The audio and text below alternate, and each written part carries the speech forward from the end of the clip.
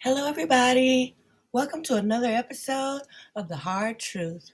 Today's quote is For the love of money is the root of all evil, and that comes from 1 Timothy 6 and 10. You know, some people read this quote as money is the root of all evil when it actually says for the love of money, which requires a completely different interpretation. People who love money assume that everyone else is in love with money, and they project this type of thinking into words. I'm going to show you what I mean, so grab your coffee or your cup of tea as we begin our story.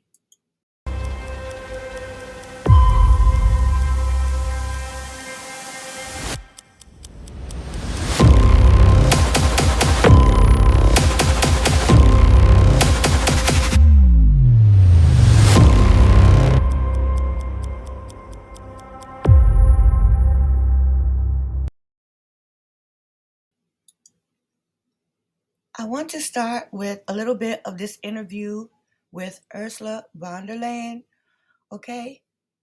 Year ago. Be honest. What He starts off telling her to be honest, tell the truth, okay? And that is nowhere in her repertoire when it comes to the Ukraine. And well, let's listen. were you thinking at the time? Did you think that Ukraine would be able to survive the might of the Russian military, or did you think Kyiv would fall in days? So at that time, we all hoped that Russia would be reasonable and not do this invasion because we had prepared massive sanctions and we couldn't imagine that you destroy your own country, Russia, by doing this invasion. Well, it came. Okay, first of all, when you think about it, it's not Russia that's being destroyed, it's Ukraine. But the reason she's saying that is because she's talking about money. She's thinking about destroying the Russian economy. That's what's in her forehead right now. She's thinking about these massive sanctions that's supposed to be some type of border patrol because, after all, who can't be broken with the idea of losing money or resources? Okay, that's supposedly what makes the world go around. Okay, God forbid somebody, start a war because of principle or something other than money, but that's not how she thinks. So she says she could imagine Russia destroying their own country. She's thinking about money. And while she's talking about sanctions, they're begging for weapons because the Ukrainian country is physically being destroyed, which is what the normal person would think about. When somebody says destroy your country, you think about bombs and missiles and, earthquakes or natural disasters. But her mind is on one thing and one thing only: money. Differently, as we know. And I must say, the world is really impressed by the courage and the stamina of the Ukrainian people.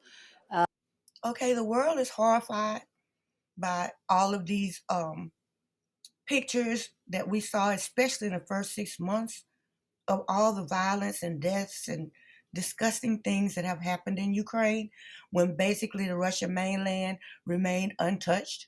I mean, occasionally we heard about a possible Ukrainian strike close to the border, but basically all of the violence was in Ukraine. So, I mean, that's not the reaction of the world. It's not, for me personally, it's not, I'm not impressed with Ukraine. I'm disgusted by all of these people that have died and ended up piled up, with a tag on their toe, where some people don't even know who they are, and these kids being attacked in these train stations. That's my impression. They have been amazing throughout this year. Now, right now, the latest phase of this war, the last 3 months, has been very much a focus on the civilian infrastructure, bombarding it, the Russians, and bombarding civilians. I know you believe these are war crimes. There's this idea of a special tribunal to bring accountability. What do you make of that idea, and how exactly would it work? Okay, he had to bring the idea of violence up, like what I was just talking about. He actually had to introduce the violence into the conversation because if he hadn't have done that, she wouldn't have done that. She wouldn't have talked about one drop of violence or death because she knows that pretty much she has a hand in it. Okay, so she wasn't going to bring it up. He did.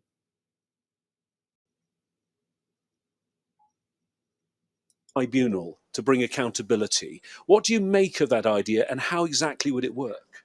Well, I think these are so atrocious war crimes that we witness, that indeed it might.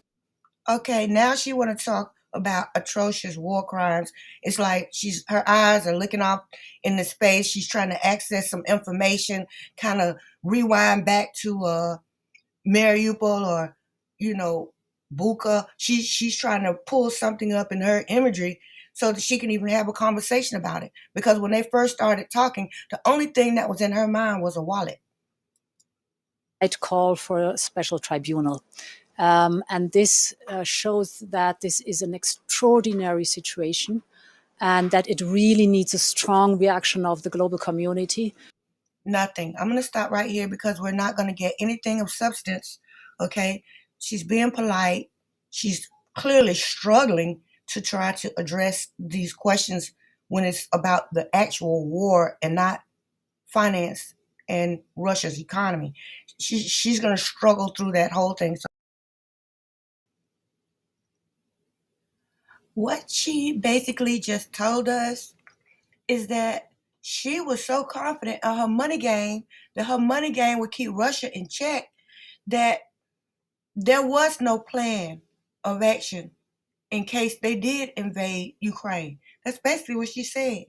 And so, meanwhile, every other month or every other week, we're hearing about calls for weapons, send Ukraine more weapons. Oh, we're getting ready to send them this. Oh, we're getting ready to send them that. I mean, that's a little too little, too late. Okay, your money game did stop Russia, and really, Europe is really not in a good place as far as energy, as far as their own economy, okay, and their own leadership issues. So, I mean, it's insane that the only thing, only piece you had on the chessboard to check Russia and Vladimir Putin is sanctions. Okay, in other words, you didn't feel you needed your castle, you didn't need your bishop, you didn't need your horse. All you needed was the sanctions. Okay, so in this war, the only way there's going to be a real obvious winner is they take the queen off the board. Remember, I said that. Okay, here's the next point. Talk about is this article in CNN. This was on March the 5th by Luke McGee. It says Turkey is blocking NATO's expansion. It could backfire and hand Putin a propaganda coup. If I thought this was kind of weird, especially the first part, because whenever there's a bid for NATO or the EU, um, Erdogan's attitude is always the same. What's in it for me? He could care less about the political aspect of it. How is Turkey going to benefit from this? You can't really blame him for that attitude. And so it was only a matter of time and him bringing out his bucket list and somebody saying, okay, you can have that, you can have that, you can't have this, but you can have that. It was just a matter of time. And so since this article, Erdogan has actually approved Finland's accession into NATO. And so that kind of proves my point, my perspective of him. Second of all, it should be a wake up call for Zelensky because he's been trying, with NATO and EU from day one. This is how he got Ukraine into this mess. And these people are being welcomed in with open arms, even by Turkey. And he's still in the same place he was 12 months ago, 24 months ago. Well, I'm out of time. I'm going to have to stop right here. But I will probably make a part two to this if I get enough comments, or we'll move on to the next interesting article about the war. Okay? Thank you so much for listening. And until next time, much love.